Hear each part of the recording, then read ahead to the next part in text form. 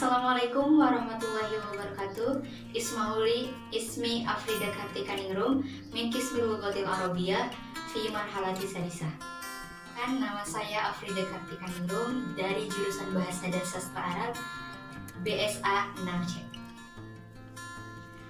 Perlu kita ketahui bahwasanya di dalam bahasa Arab itu ada kata lafaz.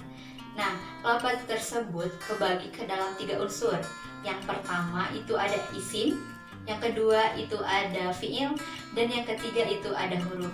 Nah, dan sekarang di sini saya akan membahas sedikit tentang isim. Sebelum mengenali sesuatu, alangkah lebih baiknya kita mengetahui tentang definisi isim, jenis, dan ciri-cirinya. Nah, definisi isim.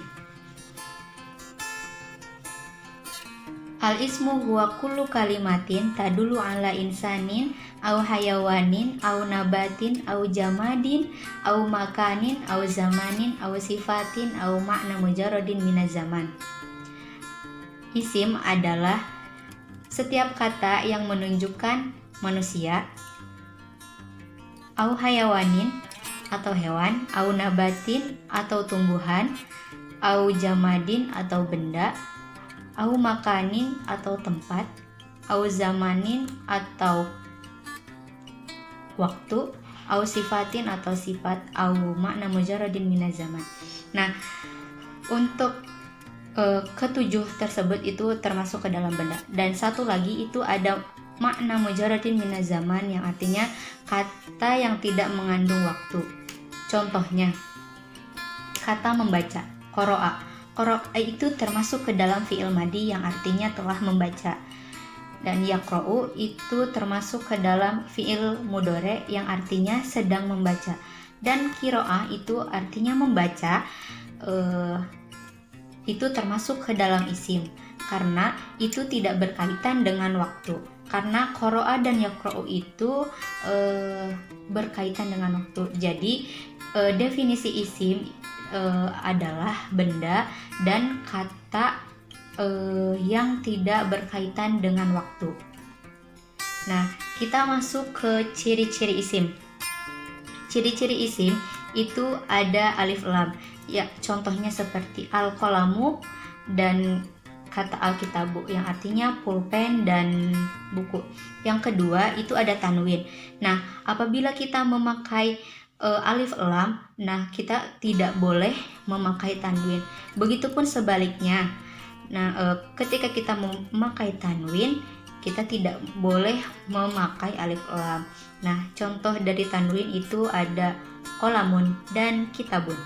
Yang ketiga itu ada huruf tak marbutoh. Contohnya seperti haqibatun dan sayaratun yang artinya tas. Haqibatun itu tas dan sayaratun itu mobil. Dan yang keempat itu ada huruf jar. Huruf jar itu ada banyak ya. Ada min, wa an, wa ala, wa fi, wa ruba dan lain sebagainya. Dan saya memberi contoh ini dari huruf ila. Jadi ilal baiti dan minal madrasah. Nah, ilal baiti. Nah, kata baiti itu termasuk ke dalam isim karena apa? Karena kata baiti itu termasuk kemasukan huruf jar gitu. Dan yang kelima ada diawali dengan huruf nida atau panggilan seperti ya Aisyah, ya Ali, ya Muhammad dan lain sebagainya. Dan yang terakhir itu adalah benda. Nah, kita masuk ke pemahaman ya atau contoh. Ada bismillahirrahmanirrahim, alhamdulillahirabbil alamin. Nah, bismi itu termasuk ke dalam isim karena kemasukan oleh huruf jar yaitu bi. Lillahi Allahi juga termasuk ke dalam isim karena ada huruf alif lam. Ar-Rahman juga sama termasuk ke dalam isim. Ar-Rahim, alhamdulillahi rabbil alamin juga itu termasuk isim semuanya karena di dalamnya ada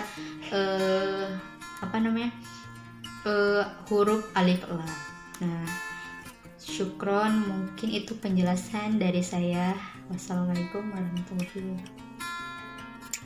Inilah sedikit penjelasan tentang isim. Syukron. Wassalamualaikum warahmatullahi wabarakatuh.